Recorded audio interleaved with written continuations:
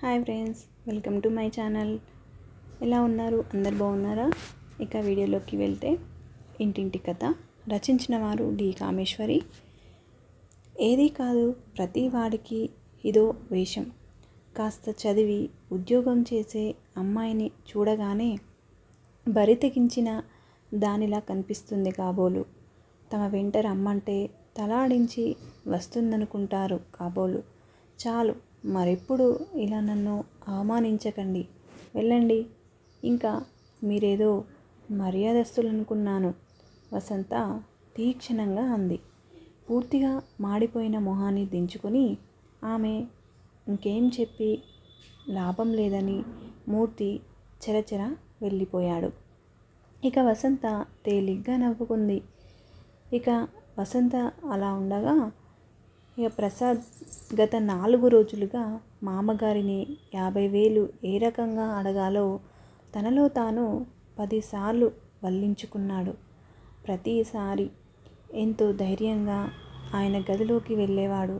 తీరా వెళ్ళాక అడగలేక నీళ్లు నమ్మి ఇంకేదో ఆఫీసు విషయాలు మాట్లాడి వచ్చేసేవాడు. ఏమన్నా సరే ఈరోజు అడగాల్సిందే. తన వాళ్ళకి మొహం చూపాలంటే సిగ్గుగా ఉంది. ఎన్నెన్నో ఆశలు పెట్టుకున్నారు వాళ్ళు తన మీద. ₹1 కూడా ఇవ్వలేకపోయాడు ఈ 3-4 నెలలుగా. ఇదే ఇంకో కానింటి పిల్లను చేసుకున్న కట్నం రూపేణా కనీసం 4-5 వేలు చూసేవాడు. తను రాజభోగాలు అనుభవిస్తున్నాడు. ఆనందంగా హాయిగా ఉన్నా లేకపోయినా సుఖాలు దర్జాలు జరుగుతున్నాయి. ఆడపిల్లలు సంపాదించి తండ్రిని ఆదుకుంటుంటే తన చేతగానితనానికి అతను చాలా సిగ్గుపడుతున్నాడు. ఏమైనా సరే ఆ 50,000 వాళ్ళకి ఇవ్వాలి, అడగాలి. మాటలు కూడా తీసుకుని ధైర్యంగా తెచ్చుకుని గదిలోకి వెళ్ళాడు.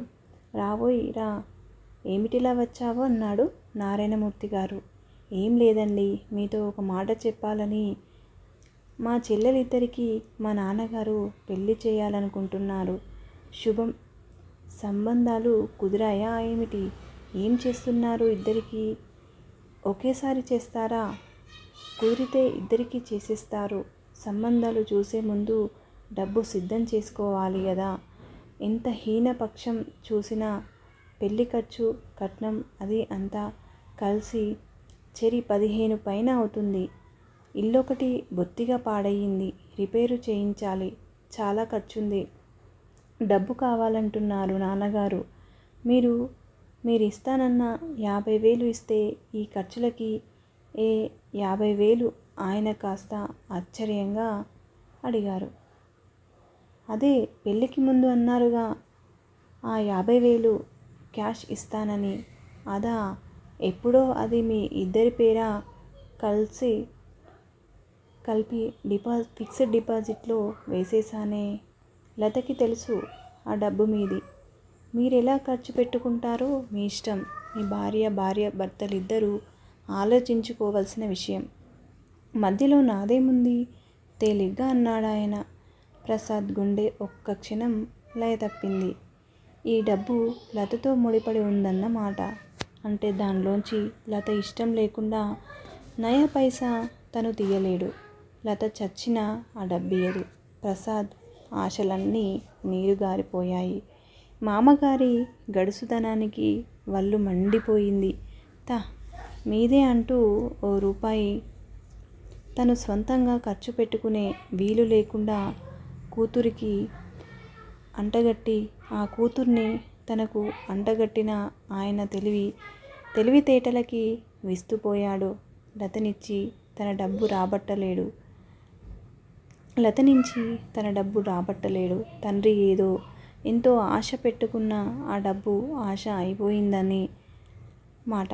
ప్రసాద్కి కోపం, ఆవేశం వచ్చేశాయి. కసిగా మామగారి వంక చూశాడు. మీకు మీ అమ్మాయి సంగతి తెలుసు. ఆమె నా కోసమే డబ్బియ్యదు. మా వాళ్ళకంటూ ఇస్తుందా?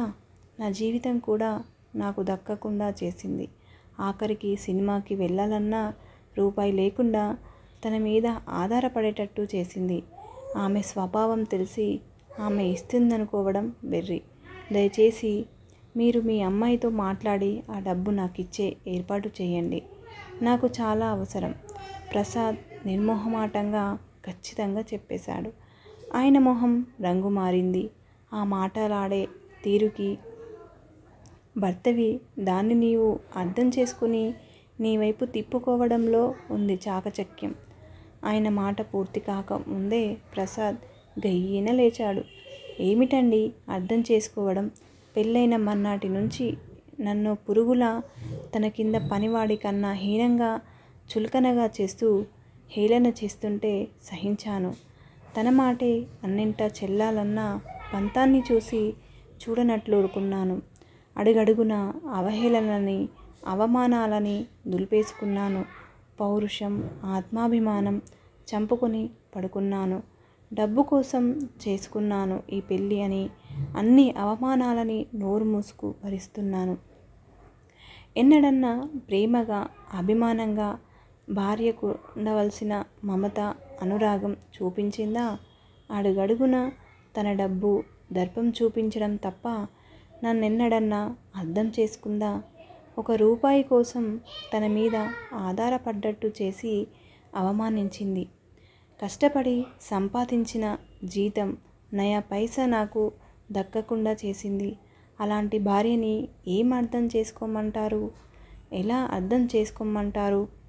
మొన్న సినిమాకి వెళ్ళాలని తనకి లేదని ఎంత రాద్ధాంతం చేసి ఇంట్లో వస్తువులన్నీ నా మొహాన విసిరివేసిందో మీకు తెలియదా? ప్రసాద్, అన్నీ దాని స్థితిలో నీవుంటే దాని పరిస్థితి ఎలా ఉంటుందో తెలిసేది. అన్నీ ఉండి అనుభవించలేక పోతున్నాననే దాని బాధ అర్థం చేసుకోవాలి. తను అనుభవించలేనివి ఇంకొకరు అనుభవిస్తుంటే మనిషన్న తర్వాత అసూయ ఉండదా? దాని మీద జాలి సానుభూతి చూపడం పోయి మొహం ఎర్రబడ అన్నారాయన. జాలి సానుభూతి, తన నమ్రత అభిమానం అనురాగం చూపించితే తప్పకుండా నా నుంచి జాలి సానుభూతి లభ్యమయ్యేది. ఈ పెళ్ళి చేసుకునే ముందు అమ్మాయికి కాళ్ళు లేకపోతేనేం, నాకున్నాయి, హృదయం ఉంటే చాలనుకున్నాను. మీ అమ్మాయికి కాళ్ళొకటే కాదు, లేనిది హృదయం కూడా, ప్రసాద్ కసిగా అన్నాడు. ప్రసాద్ గర్జించినట్టే అన్నారు నారాయణమూర్తి గారు. నా కూతురిని నా ప్రాణాన్ని నా ముందే అవమానించడానికి నీకెన్ని గుండెలు? ఆవేశంతో వణికిపోతూ అన్నారు. ప్రసాద్ నిర్లక్ష్యంగా చూశాడు. అతనికి 3-4 నెలల్లోనే ప్రాణం విసిగిపోయింది. ఈ బంగారు పంజరం బతుకు కంటే పూర్వపు బతికే బాగుందనిపించింది అనేకసార్లు. అప్పుడు కనీసం స్వతంత్రం ఉండేది. ఇప్పుడు కనీసం సినిమాకి వెళ్ళే స్వతంత్రం కూడా లేని బతుకు అయిపోయింది ప్రసాద్కి. లతతోటి జీవితం నరకప్రాయంగా తయారయ్యాక అతనికి ఏదో కసి, నిర్లక్ష్యం. ఏం చేస్తారు, మహా అయితే ఇంట్లోంచి పొమ్మంటారు అన్న తెగింపు వచ్చేసింది. అడుగడుగున ఈ జులుం, ఈ బానిస బతుకు కంటే నిరుద్యోగిగా బతికే నయం అనిపించింది. అందుకే నిర్లక్ష్యంగా చూశాడు. మీ కూతురు మీకు ప్రాణం అవ్వచ్చు, మీ రక్తం కనుక. మధ్యలో వచ్చిన భర్త భార్యని ప్రాణం అనుకోవాలంటే భార్య ప్రవర్తన ఉండాల్సిన రీతి ఇది కాదని మీకు తెలిసి మీ అమ్మాయిని కనీసం మందలించారా? ప్రేమ అనురాగం ఇచ్చిపుచ్చుకోవాల్సినవి. భర్తగా నన్ను గౌరవిస్తే భార్యగా అభిమానించేవాడిని. ఆమె స్థితికి నా సానుభూతి ఉండేది. అప్పుడు ఆమె పొందలేని అనుభవించలేని సుఖాలని నా అంతట నేనే వదిలేవాడిని. ఇంట్లో ఉన్న ప్రతి క్షణం నాకు నరకం చూపిస్తుంది. ఇంట్లోంచి పోయిన నరకం సృష్టిస్తుంది. సినిమాకి కూడా వెళ్ళకుండా ఆమెను అంటిపెట్టుకుని అనుక్షణం కూర్చునేటంత అనురాగం పొందే అర్హత మీ అమ్మాయికి లేదు ప్రసాద్ అనదలిచినంత ఆవేశంగా అనేశాడు. Thank you for watching. ఈ వీడియో మీకు నచ్చినట్లయితే లైక్ చేయండి, షేర్ చేయండి, కామెంట్ సెక్షన్లో కామెంట్ చేయండి.